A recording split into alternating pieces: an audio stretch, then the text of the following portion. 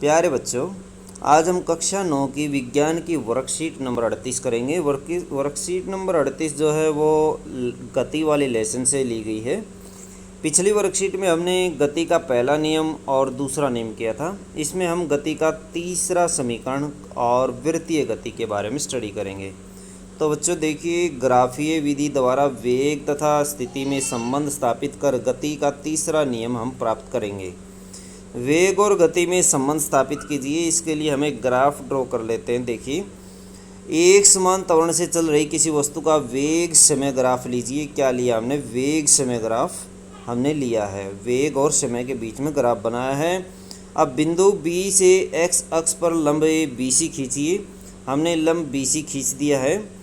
दिया गया ग्राफ एक ऐसी वस्तु के वेग में समय के साथ परिवर्तन को दर्शाता है जो असमान त्वरण A से चलती है।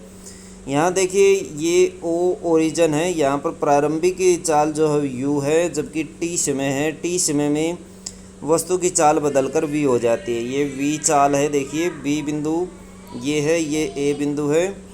और फिर देखिए आगे, U प्रारंभिक वेग T समय है और T समय में बढ़कर U V हो जाता है। यहाँ प्रारंभिक वेग OA को दर्शाया गया है। OA क्या है? प्रारंभिक वेग है। ये अंतिम वेग BC के द्वारा दर्शाया गया है। ये BC अंतिम वेग है और समय अंतराल T लिया गया है, जबकि OC द्वारा इसको प्रदर्शित किया जाता है। देख सकते हैं, OC के द्वारा इसको दिखाया गया है समय को। हम जानते हैं कि वस्तु के द्वारा तय की गई दूरी S है। वस्तु के द्वारा तय की गई दूरी क्या है? S है। वस्तु के द्वारा तय की गई दूरी S है। वेग समय ग्राफ में निश्चित समय T में AB के नीचे घिरे हुए क्षेत्र OAB के क्षेत्रफल के बराबर है। हमें इस क्षेत्रफल को ले लेते हैं OABC। ये कंप्लीट क्षेत्रफल हम ले लेंगे। इस प्रकार यहाँ वस्तु द्वारा तय की गई जो दूरी है वो OABC का क्षेत्रफल है। तो इसका क्षेत्रफल हम ले लेते हैं। वस्तु के द्वारा तय दूरी है। ये दूरी बराबर S हम लेते हैं। स्मॉल S हमने ले लिया है। बराबर किसके हो जाएगा? OABC का क्षेत्रफल। OABC का क्षेत्रफल क्या होगा? OA plus BC।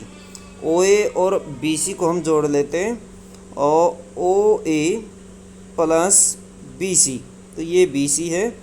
OA plus BC ये एक समलंब बन जाता है बच्चों। और समलंब का क्षेत्रफल जो होता है वो 1/2 समांतर भुजाओं का योग, समांतर भुजाओं का योग और गुणा आधार, आधार गुणा समांतर भुजाओं का योग हमने ये लिया। तो देखिए, OA प्लस BC समांतर भुजाएं हैं, दोनों की दोनों एक दूसरे के समानांतर हैं। OC इसका आधार है। OC आधार है, जबकि 2 से इसको डिवाइड किया गया है। 1/2 लिखें या फिर 2 से डिवाइड करें, बात एक ही है। यहाँ OA को U मान लेते हैं, U ले लीजिए और BC को V ले लीजिए, OC को T ले लीजिए। S बराबर हो जाएगा U प्लस V गुणा T/2। अब एक समीकरण है जो कि त्वरण का समीकरण होता है। त्वरण बराबर होता है V माइनस U/T। यहाँ से T हम ज्ञात कर लेते हैं। T बराबर V माइनस U/A आ जाएगा। इसकी वैल्यू हम यहाँ पुट कर देते हैं T के स्थान पर। यहाँ पुट करने पर V माइनस U/2A हो जाएगा। नीचे 2A हो जाएगा, ऊपर U प्लस V और V माइनस U हो जाएगा। 2A की मल्टीप्लाई S के साथ कर देते हैं तो हमें 2AS बराबर V² माइनस U² मिल जाता है। देखिए, U प्लस V और U माइनस V फॉर्मूला लग जाएगा V² माइनस U²। A की 2 माइनस B की 2 का फॉर्मूला है ये। तो ये गति का तीसरा समीकरण हमें प्राप्त किया। तो इस तरीके से हम तीसरा समीकरण निकाल सकते हैं। क्या ऐसी भी कोई परिस्थिति होती है जहाँ वस्तु की चाल समान हो परंतु त्वरण होता रहे? ऐसी परिस्थिति एक समान वृत्तीय गति की अवस्था में होती है। यदि एक पत्थर को धागे से बांधकर एक ही स्थान पर खड़े रहकर समान गति से लगातार घुमाया जाए तो उसकी दिशा में लगातार परिवर्तन होता है, परंतु उसकी चाल समान रहती है। इस प्रकार की गति को एक समान वृत्तीय गति कहा जाता है। तो देख सकते हैं, ये पत्थर की चाल है। पत्थर को धागे से बांध करके घुमाया गया है। इस तरह से पत्थर घूम रहा है चाल बढ़ती जा रही है, यानी चाल एक समान चाल से घूमता जा रहा है, और उसके बावजूद भी उसकी जो चाल है वो शिथिल है, और इसको कहा जाता है, इस प्रकार की गति को एक समान वृत्तीय गति कहा जाता है। तो एक समान वृत्तीय गति क्या होती है? जब एक वस्तु वृत्तीय पथ पर एक समान चाल से चलती है तो उसकी गति को एक समान वृत्तीय गति कहा जाता है। उदाहरण के लिए वृत्तीय पथ पर दौड़ता हुआ धावक, वृत्तीय मार्ग पर ऐसे दौड़ता हुआ धावक, पृथ्वी के चक्कर लगाता हुआ सैटेलाइट, पृथ्वी के चारों तरफ सैटेलाइट चक्कर लगाता है तो वो भी इसी पथ में लगाता है। यदि वृत्तीय पथ की त्रिज्या r है, वस्तु t समय में एक चक्कर लगाती है, तो वेग v बराबर होगा 2πr/t। तो ये वेग हम इस तरह से ज्ञात कर सकते हैं वृत्तीय पथ पर। गति का पहला और तीसरा समीकरण लिखिए। तो पहला समीकरण v = u + at होता है, और तीसरा समीकरण ये दिया गया है, तो ये तीसरा लिख सकते हैं, ये पहला लिख दिया गया है। गति के तीसरे समीकरण को वेग समय ग्राफ से व्युत्पन्न करिए। तो वेग समय ग्राफ से आप ये पूरा का पूरा इसमें करना पड़ेगा, ये वाला पॉइंट, ये सारा ही आपको करना पड़ेगा, ऊपर से लेकर के नीचे तक आपको करना पड़ेगा। उसके बाद देखिए क्या है, तीसरा क्वेश्चन है, एक समान वृत्तीय गति के 3 उदाहरण बताइए। 2 उदाहरण इसमें दिए गए हैं, देखिए उदाहरण ये 2 दिए गए हैं। तीसरा उदाहरण आप लिख सकते हैं, सूर्य के चारों ओर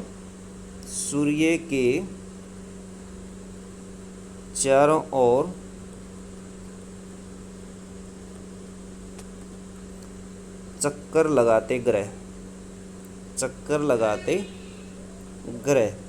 क्या करते हैं? सूर्य का चक्कर लगाते हैं। तो ये भी इसी का एग्जाम्पल है।